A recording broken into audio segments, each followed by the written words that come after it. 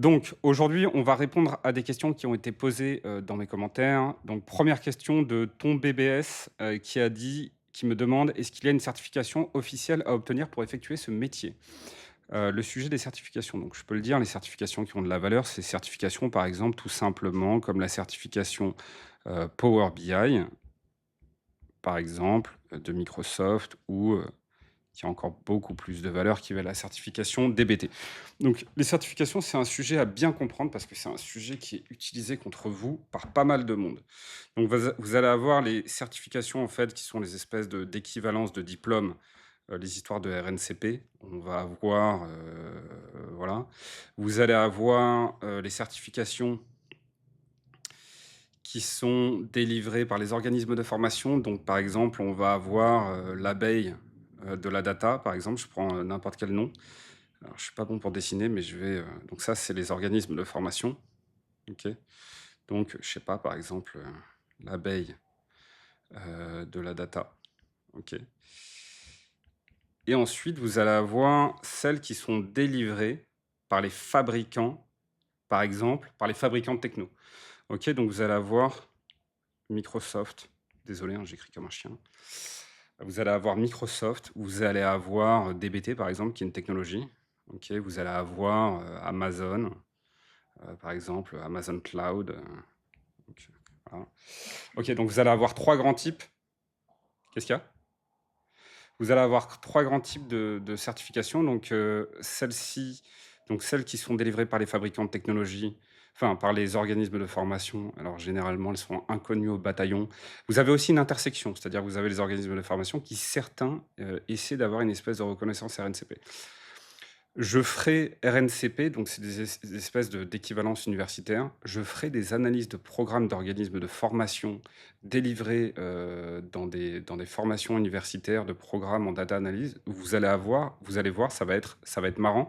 D'ailleurs, n'hésitez pas à me partager vos programmes, si vous voulez un retour sur des programmes. Alors juste évitez de me citer le nom de l'organisme de formation ou de l'université, sur laquelle vous voulez un retour. Comme ça, moi je peux pas me faire attaquer, en justice parce que, Heu, par exemple, vous dites: Je suis tombé sur ce programme, qu'est-ce que tu en penses?» Comme ça, c'est pas de la diffamation, c'est pas une attaque sur un organisme en particulier. Ça a pas de valeur, OK? Je veux dire l'abeille de la data, alors sur le marché à l'étranger, n'en parlons pas, mais même en France, la plupart du temps, ça, généralement, c'est des businessmen qui sont derrière, c'est pas le même monde que les entreprises. Ça a pas de valeur et j'y reviendrai.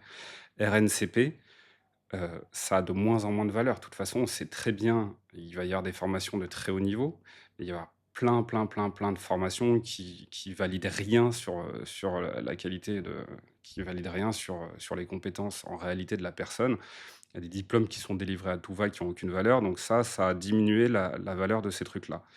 Si c'est une grande école et cetera, évidemment, ça va avoir de la valeur. Maintenant, il faut faire la différence entre le vrai parcours de la grande école et par exemple, un master spécialisé, d'1 an, qui valide rien, en fait, qui n'est pas le parcours, normal de la grande école. Vous allez avoir un troisième type de certification et c'est celles-ci qui vont nous intéresser. C'est les certifications qui sont délivrées par les fabricants de technologies, OK? Donc ça, en fait, on peut dire que c'est mitigé. Ça, il y a pas de problème avec l'organisme de formation, mais son boulot, ça n'est pas de délivrer une certification. Son boulot pour moi, c'est de vous former et elle doit vous préparer une certification, qui n'est pas sa certification, qui n'a pas de valeur. La valeur de la certification a une énorme c'est en fait le sujet fondamental. Une espèce de conflit d'intérêts quand l'organisme vous prépare à sa propre certification.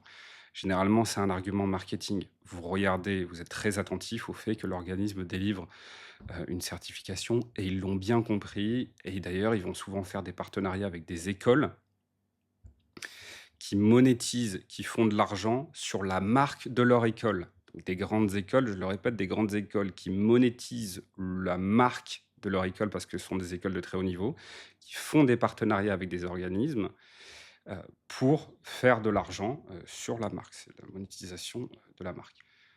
Le troisième, donc celles qui ont de la valeur, par contre, c'est celles qui sont délivrées par des fabricants de technologies. Donc je vais le mettre en bas, par exemple, les fabricants de technologies, ça va être alors j'ai pas l'habitude d'écrire sur un iPad, Microsoft, ça va être DBT, c'est une techno dans le domaine, ça va être Amazon, ça va être, Google. Je vous donne un exemple, donc ça, c'est en fait, ces fabricants de technologies délivrent des certifications pour certifier enfin, des certifications sur leurs outils. Par exemple, il y a des certifications sur le cloud de Google, des certifications Google Cloud, vous allez avoir des certifications équivalentes chez Amazon, chez, Microsoft Azure, le cloud de Microsoft, chez DBT et cetera. Ces certifications sont là pour le coup, les entreprises comprennent ce genre de certification pour des raisons évidentes. Quand c'est Microsoft ou Amazon, on connaît le nom de Microsoft ou d'Amazon et leurs certifications ont de la valeur. Alors pas toutes leurs certifications, il y a plein de certifications chez eux qui n'ont pas forcément de valeur, qui sont des certifications de débutants et cetera. Mais vous allez avoir certaines certifications qui ont beaucoup de valeur. Je vous donne un exemple. Par exemple, pour les ingénieurs télécoms, il y a un fabricant de technologies de télécommunications qui fabrique des switches, des routeurs, et cetera, qui s'appelle Cisco, qui est un énorme fabricant américain dans les réseaux. Et aujourd'hui, heu, un ingénieur qui a des certifications de haut niveau qui viennent de chez, Cisco, ce genre de certification a plus de valeur que la plupart des diplômes aujourd'hui, délivrés dans le domaine universitaire sur le sujet des télécoms. Et ben, en fait, dans la data et dans d'autres domaines, c'est la même chose qui a de la valeur. Ce sont les certifications délivrées par les fabricants de technologies. Et ces fabricants de technologies comme Microsoft, DBT, Amazon, et cetera, ont tout intérêt, pour certaines de leurs certifications, à ce qu'elles soient vraiment très exigeantes. Pourquoi elles délivrent des certifications? L'objectif de ces fabricants de technologies, c'est de vendre leurs techno. Par exemple, pour Google, ça va être de vendre, les services cloud. Donc Google Cloud, c'est un ensemble de services informatiques pour les entreprises. Et l'objectif de Google est de vendre là où ils font beaucoup d'argent. Amazon, hein, je crois que c'est là-dessus qu'ils ont fait le plus d'argent, c'est sur le cloud d'Amazon, Amazon AWS. Et l'objectif d'Amazon, de Google, et cetera, c'est de vendre leur techno. Et en fait, s'ils font des certifications, c'est pour augmenter les ventes de leur techno. Pourquoi ça augmente les ventes de leur techno? Parce que les entreprises, quand elles décident entre différents, clouds, le cloud de Microsoft, d'Amazon, et cetera, elles vont aussi regarder si elles sont capables, de trouver des ingénieurs ou des ingénieurs, sur le marché qui sont capables d'utiliser vraiment ces outils. Et donc, l'intérêt de Amazon, c'est de faire des certifications qui sont vraiment exigeantes et qui certifient d'un vrai niveau. Là où l'organisme de formation, au contraire, va te délivrer un papier, et en fait, a aucun intérêt à ce que le papier soit particulièrement difficile, et cetera. Le fabricant de technologie, c'est différent. Son intérêt, lui, ça va être, que la certification soit compliquée. Comme ça, les entreprises savent quand elles achètent leurs services, leurs outils, de cloud, et cetera, qu'elles peuvent trouver des ingénieurs de haut niveau dans le domaine. Donc par exemple, dans la data, on va avoir, par exemple, les certifications, Power BI qui vont avoir, une certaine valeur. On va avoir et la certification qui a vraiment de la valeur aujourd'hui, c'est la certification de DBT. Je peux expliquer ce que c'est que DBT? DBT, c'est un outil d'automatisation. D'automatisation de quoi? D'automatisation des modélisations. OK? D'automatisation, en gros, la data aujourd'hui, pour comprendre la data analyse, ça marche comment? On va avoir un gros data warehouse ici. Un data warehouse, c'est quoi? C'est rien d'autre qu'une base de données optimisée pour des sujets big data et des requêtes de type data analyse. Mais en gros, c'est une base de données qui se requête avec le langage SQL. Et aujourd'hui, la data, d'un point de vue data analyse et data engineering, vous allez avoir le data engineer qui est en charge d'ingérer la donnée des sources de données vers le data warehouse, hein. Ils vont prendre la petite donnée dans les outils du marketing. Il y a des outils utilisés par le commercial, par les opérations, par le support, etc. Et d'ailleurs, je peux le mettre là, opérations, des outils qui viennent des opérations, les outils utilisés par le marketing, etc. Voilà, toutes ces... merde, putain, j'ai utilisé la gomme. Marketing. Toutes ces équipes utilisent des logiciels. Ces logiciels génèrent de la donnée sur l'entreprise. Vous allez avoir des données qui viennent du support, etc. Et là, on va ramener la donnée dans la base de données, donc le data warehouse. Et en fait, on va avoir des données qui sont issues de différentes sources et on va pouvoir croiser les données des opérations avec le marketing ou le support, etc., pour faire des analyses croisées, ce qui va apporter beaucoup de valeur. Et derrière, on va connecter ça, soit on va faire des requêtes de type requête SQL, donc sur des tableaux, hein, des bases de données, c'est simplement des tableaux, donc on va faire des analyses en SQL ou des transformations. Et en fait, en réalité, le vrai game aujourd'hui, c'est pas seulement de faire des requêtes SQL sur des tables, c'est on va ramener des tables, ici ça va être des tables brutes, et là on va faire des transformations entre ces tables. On va connecter cette table à cette table, puis cette table à cette table pour créer une nouvelle table. Pareil, on va avoir, enfin voilà, il va y avoir plein de transformations. Les transformations ici à l'intérieur, c'est ce qu'on appelle le data modeling ou la modélisation. Ça, c'est le nerf de la guerre. Ok, plus les boîtes sont avancées, plus les individus, plus les boîtes sont matures sur le sujet, plus on est sur des profils avancés, plus le nerf de la guerre, c'est la modélisation qui est ici.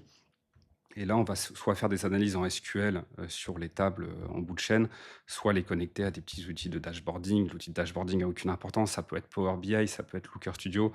Et là, on va faire des jolis, des jolis dashboards. Bon, désolé, j'écris très mal. Mais c'est un métier, pourquoi? Parce qu'il va y avoir là-dedans là, des centaines, voire des milliers de tables sans problème. Et là, vous allez avoir pas un ou deux dashboards. Le sujet, c'est pas de savoir faire un ou deux dashboards, c'est de savoir faire 80 dashboards ou de savoir faire 150 dashboards et de les maintenir et de maintenir dans le temps pour que la donnée soit pour que les dashboards tiennent, fonctionnent dans le temps avec la donnée qui soit rafraîchie dans le temps etc. Bon, c'est ça le game. DBT, c'est un truc qui permet aujourd'hui de faire les modélisations, qui permet de faire les merde, putain, comment je fais pour revenir en arrière? Qui permet de faire les transformations dans le data warehouse, OK? Ça, c'est DBT aujourd'hui qui s'en occupe. Avant, c'était géré par les data engineers à travers un outil, comme Airflow, qui est un framework de transformation de données dans le data warehouse en Python. Et aujourd'hui, c'est de plus en plus géré à travers DBT, OK, qui est, un outil incroyable qui va permettre de faire toutes les transformations dans le data warehouse. OK. Voilà. Donc, par exemple, cet outil aujourd'hui là qui est en train d'être généralisé dans la plupart des boîtes, qui va être généralisé dans plein de boîtes, et à l'avenir, si c'est pas cet outil, ce sera un équivalent qui permet d'automatiser les transformations. Il permet d'automatiser les transformations là-dedans. Et la certification DBT, typiquement, elle permet d'automatiser ça. Enfin, c'est elle qui gère ça, et c'est une certification qui a énormément de valeur. Même sur un profil de senior data analyst, data analyst,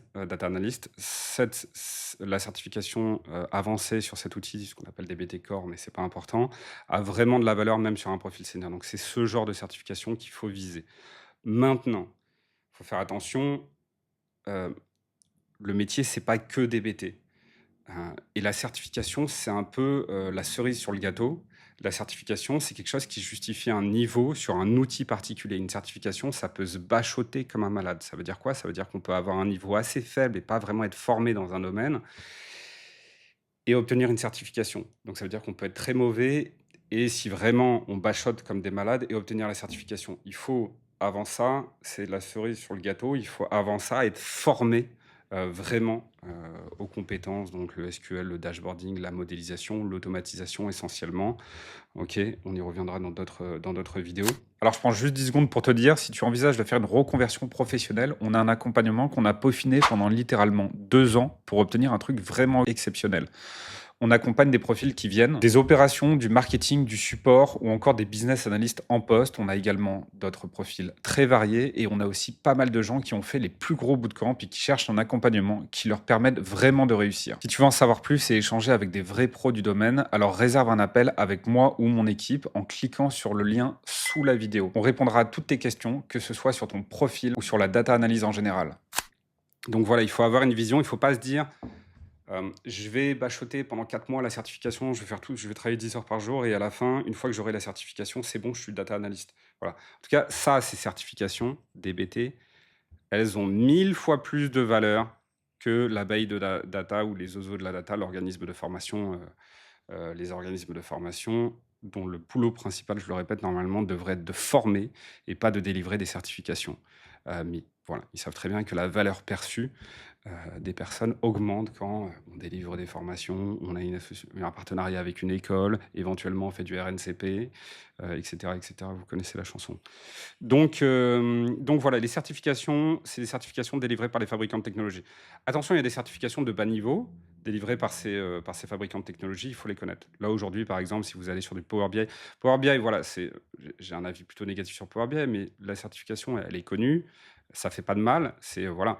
D'ailleurs, une fois que vous êtes formé et que vous êtes opérationnel en data analyse, si vous n'arrivez pas à trouver un boulot déjà juste avec ça, n'hésitez pas à passer, par exemple, la certification de Power BI. Ensuite, vous retestez de rentrer sur le marché du travail et vous faites la certification DBT. Mais ne faites pas les certifications avant d'être formé. Ok. Il ne faut pas vous transformer en singe d'un outil qui n'a pas de recul sur le domaine et il y a une différence entre l'outil et le métier. Voilà, mais en gros, aller vers ces certifications, voilà, je pense que ça répond très clairement à la question.